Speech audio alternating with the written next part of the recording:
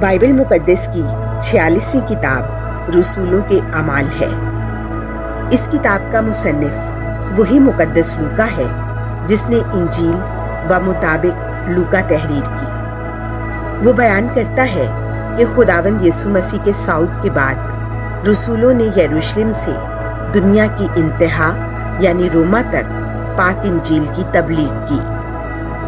اس سے ثابت ہوتا ہے کہ خداوند یسوع مسیح کل دنیا کی نجات کے لیے آیا۔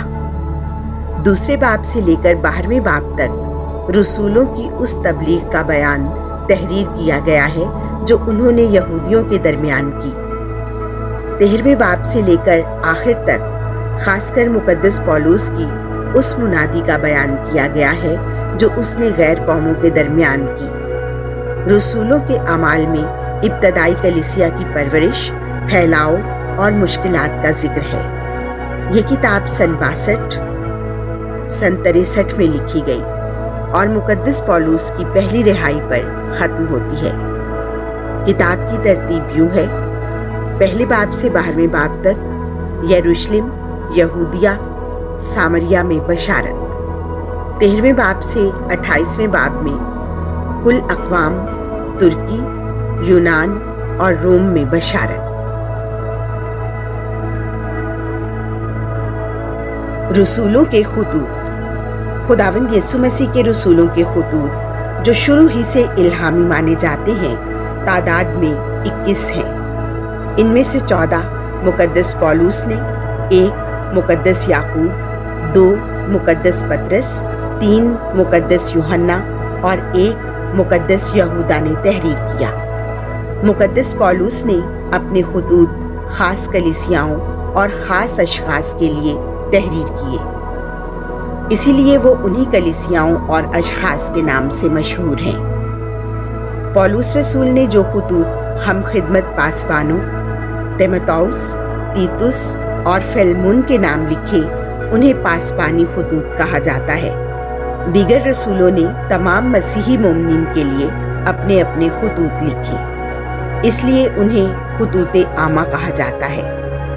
مقدس پولس نے سن 52 سے سن 66 تک، مقدس پطرس نے سن 62 سن 63 کے درمیان، مقدس یعقوب نے سن 60 سن 61 میں خطوط تحریر کیے۔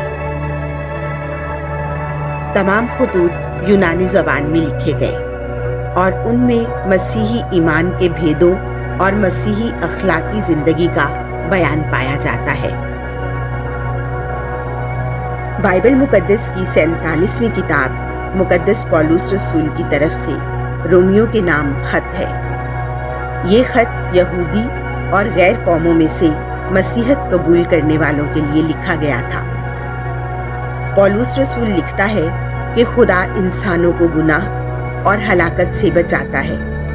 خدا کا منصوبہ ہے کہ یہودی اور غیر اقوام یعنی تمام لوگ نجات پائیں اور مسیح میں نئی زندگی گزاریں۔